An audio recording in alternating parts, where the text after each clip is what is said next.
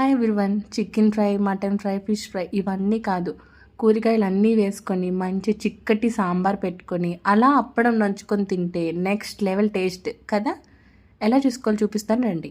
ఉల్లిపాయ, పచ్చిమిర్చి, టమాటా, వంకాయ, బెండకాయ, క్యారెట్, ములక్కాయ, అలాగే చింతపండు నానబెట్టుకుని ఉంచుకోండి. ముద్దపప్పు రెడీగా పెట్టుకోండి అండ్ సొరకాయ కూడా వేసుకోండి, టేస్ట్ బాగుంటుంది.